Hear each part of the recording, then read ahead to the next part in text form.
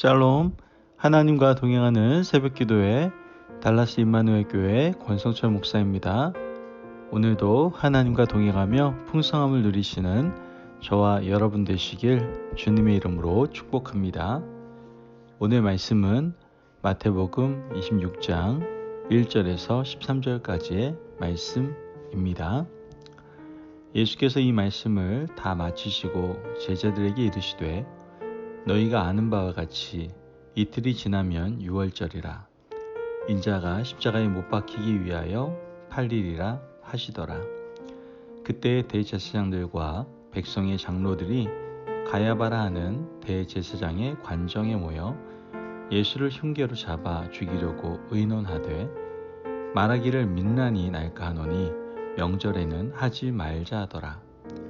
예수께서 베다니 나병 환자 시몬의 집에 계실 때에 한 여자가 매우 귀한 향유 한 옥합을 가지고 나와서 식사하시는 예수의 머리에 부으니 제자들이 보고 분개하여 이르되 무슨 의도로 이것을 허비하느냐. 이것을 비싼 값에 팔아 가난한 자들에게 줄 수 있었겠도다 하거늘 예수께서 아시고 그들에게 이르시되 너희가 어찌하여 이 여자를 괴롭게 하느냐. 그가 내게 좋은 일을 하였느니라. 가난한 자들은 항상 너희와 함께 있거니와 나는 항상 함께 있지 아니하리라. 이 여자가 내 몸에 이 향유를 부은 것은 내 장례를 위하여 함이니라. 내가 진실로 너에게 이르노니 온 천하에 어디서든지 이 복음이 전파되는 곳에서는 이 여자가 행한 일도 말하여 그를 기억하리라 하시니라. 아멘. 하나님의 말씀입니다. 여러분, 17세기 네덜란드의 철학자 스피노자는 내일 지구가 멸망한다 하더라도 나는 오늘 한 그루의 사과나무를 심겠다고 말했습니다. 불확실한 세상 가운데 오늘 어떤 일이 일어날지 모르지만 나는 오늘 할 일을 열심히 감당하겠다라는 그 철학자의 다짐이 담긴 명언이라고 할 수 있겠죠. 우리는 스피노자의 말을 들으면서 이렇게 살겠다고 다짐을 하죠. 하지만 사실 당장 어려움이 닥치면 걱정과 염려 때문에 오늘 우리가 해야 할 일에 집중하며 사는 것은 어떻게 보면 생각보다는 쉽지 않다라는 것이죠. 오늘 본문에서는 예수님이 십자가를 앞두고 있었어요. 주님이 통과해야 할 십자가 고통을 앞두고 있었지만 예수님께서는 평소에 하신 일을 묵묵히 행하고 계시는 것을 보게 되죠. 주님께서는 이러한 모습을 보여주시면서 우리에게 너도 이와 같이 사명을 묵묵히 감당하는 자가 되라고 말씀하고 계신 것이죠. 오늘 본문 2절 말씀을 보면 너희가 아는 바와 같이 이틀이 지나면 유월절이라. 인자가 십자가에 못 박히기 위하여 팔리리라 하시더라.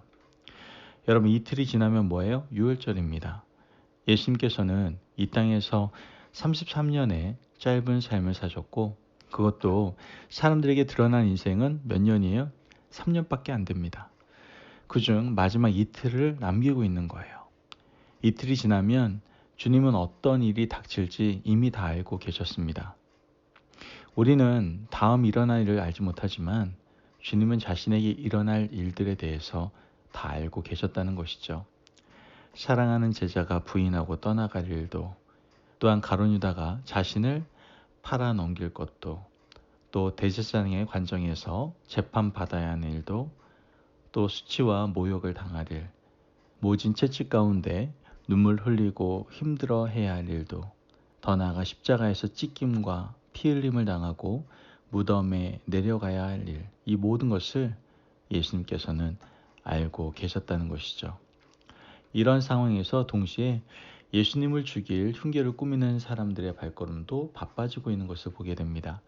3절과 4절 말씀을 보면 그때 대제사장들과 백성의 장로들이 가야바라 하는 대제사장의 관정에 모여 예수를 흉계로 잡아 죽이려고 의논하되, 예수님은 이 일도 환하게 다 알고 계셨습니다. 만약 우리가 다가올 일을 모두 알고 있다면 세상이 어떻게 될까요? 아마 아수라장이 될 겁니다.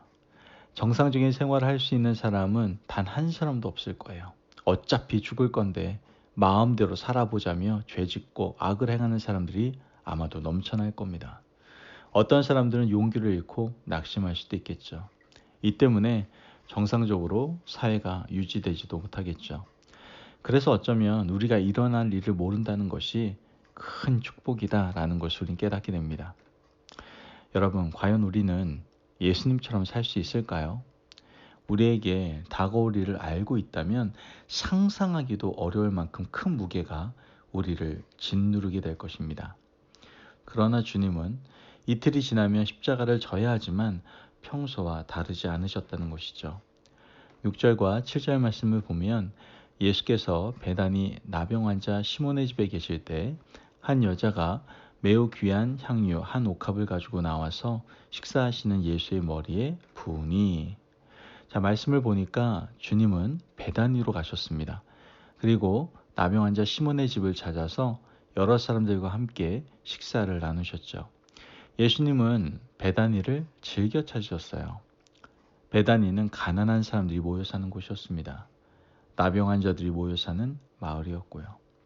예수님께서 십자가를 앞두고 베다니 나병 환자 시몬의 집에 가신 이유는 그들의 병을 고쳐 주시려 함이었고 또 시몬 집에서 식사를 나누시기 위함이었죠.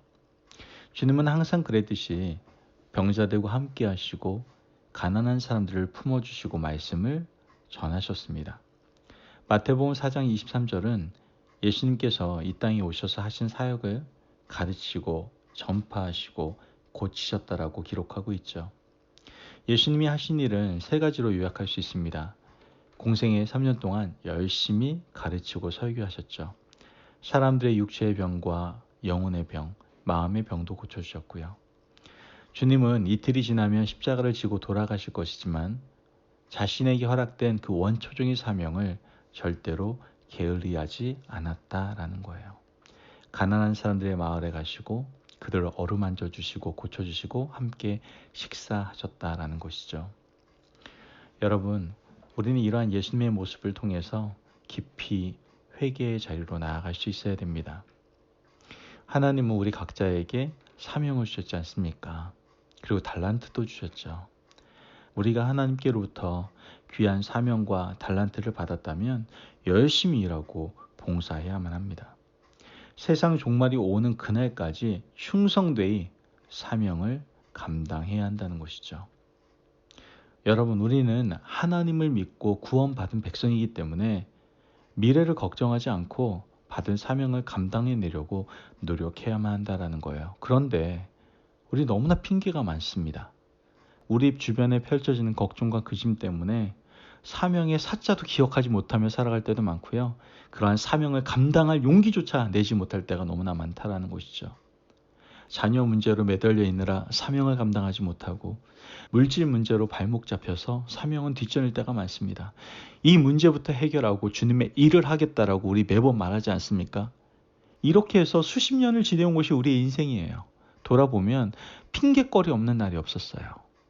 인생의 바다에는 매일 파도가 치는데 파도가 잠잠해지면 일하겠다고 미련하게 미룬 삶이 우리의 삶이었다는 것이죠. 이 파도만 지나면 성실하게 일하겠다고 했는데 사실 여전히 우리는 파도 가운데 있습니다. 이제는 늙고 몸이 아파 예전 같지도 않아요.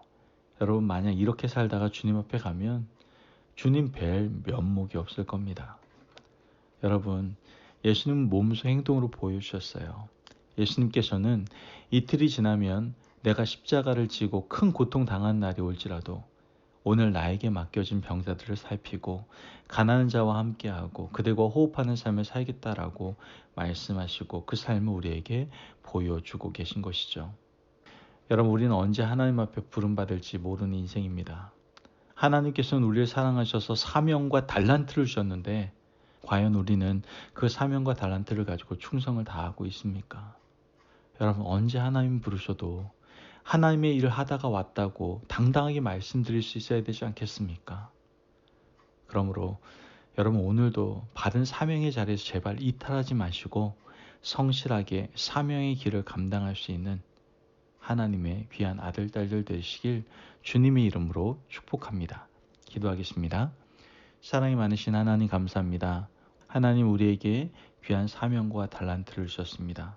그리고 그 귀한 사명과 달란트를 가지고 주님 오시는 그날까지 충성하라고 말씀하시니 감사합니다. 하나님, 과연 하나님께서 우리에게 허락하신 사명과 달란트를 가지고 충성하고 있습니까? 혹시 우리의 삶의 무게와 어려움으로 인해서 주님이 주신 사명에 집중하지 못하고 있다면 다시 우리의 삶을 점검하고 우리의 생명이 다하는 날까지 온전히 사명에 집중하며 주님을 기쁘시게 해드리는 저희들의 삶이 될 수 있도록 축복하여 주옵소서. 감사하며 예수님의 이름으로 기도합니다. 아멘. 오늘도 하나님과 동행하며 풍성함을 누리시는 저와 여러분 되시길 주님의 이름으로 축복합니다. 여러분, 언제나 주님을 사랑하고 주님께 받은 사명 감당하기 위해서 충성하시기를 바랍니다. 그 사명에 집중하시고 아무리 우리 인생 가운데 어려움과 힘든 일, 환경의 고난이 찾아온다 할지라도 우리 오직 하나님께서 우리에 허락하신 사명에 집중함으로 그 사명을 잘 감당하여 하나님을 더욱더 기쁘시게 해드리는 복된 삶을 살아가시기를 바랍니다. 말씀하여서 승리하십시오.